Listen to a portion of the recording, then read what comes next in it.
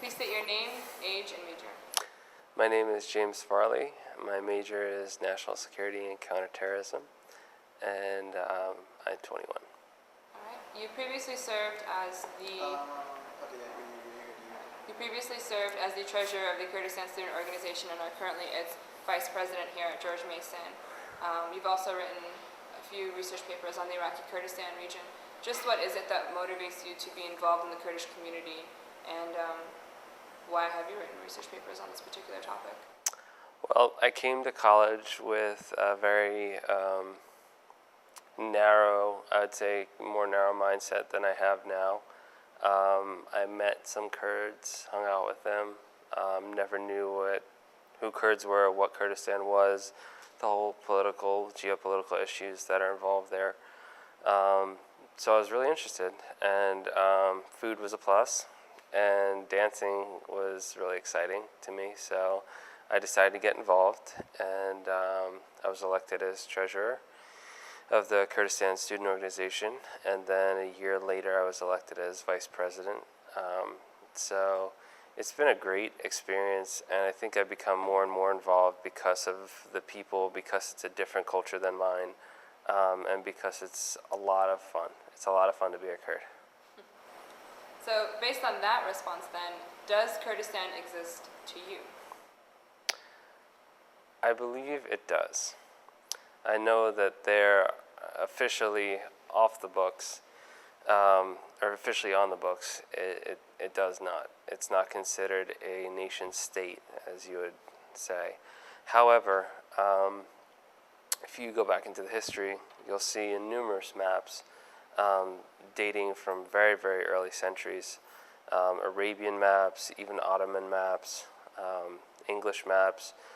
The land of the Kurds appears on all of those maps in some variation, depending on the language. You also have the rise of Turkey after the fall of the Ottoman Empire. And if you look at the history, after the fall of the Ottoman Empire, the Treaty of Sevres was signed.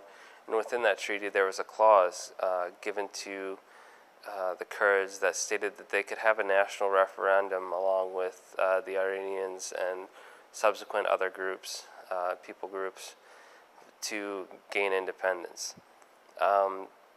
Most of those people groups, what you see now is Iran, Turkey, Iraq, Syria, they received their own nation states. However, due to the rise of Kemal Ataturk in Turkey, the Treaty of Sevres was abandoned for a second treaty that basically overlooked the rights and privileges given to the Kurds. I wouldn't say it's actually a privilege, I'd say it's a right, because everybody else got it. But it was overlooked and in favor of Turkey. So since that point, the Kurds have been divided between primarily Turkey, Iran, Iraq, and Syria. So I would say as a people group, as their heritage, that is their land. It is Kurdistan. You can see that most prominently in the autonomous region of Iraq, or the autonomous region of Kurdistan, in Iraq.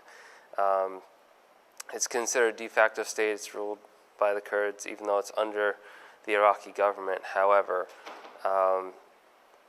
it's made the most strides concerning independence and concerning becoming that nation state. So I would say that yes, Kurdistan does exist for me. And the most poignant example, you can look at that in relation to current events, is Kosovo becoming a country recently. Now, it's been accepted by a selective number of nation states currently in the United Nations. Other states don't recognize it. So you can see the interplay there of how recently, within the past few years, it became a state. And it was never previously a state. So the same thing can very easily happen with Kurdistan, but it will take cooperation among other states, and I don't believe it'll be by force. If you could use one word to describe Kurds, what word would you use? I would use a phrase. I wouldn't use a word. I would say that they are the Irish of the Middle East.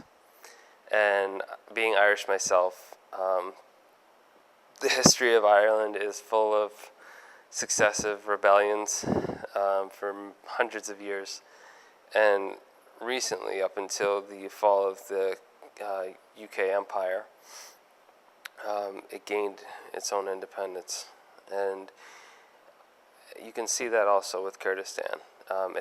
Ireland had to fight for it, and I believe that Kurdistan has to fight for their own independence, not necessarily physically, but they have to fight for their place at the table of the international community.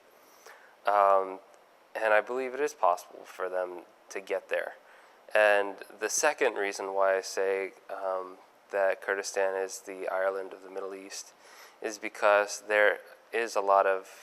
it's become better recently, but there still is a lot of infighting and factionalism that's occurring. And one of the most pressing conflicts I'm sure you've heard of is in Northern Ireland with the IRA and the Ulster Unionists. Both of them are of Irish heritage.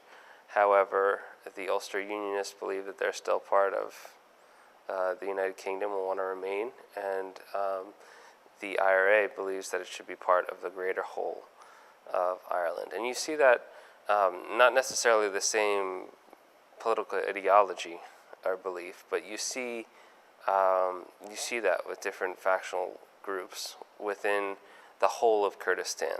You have Abdul Öcalan in Turkey and groups there. Then in Iraq you have Goran, you have KDP, PUK, and subsequent other parties.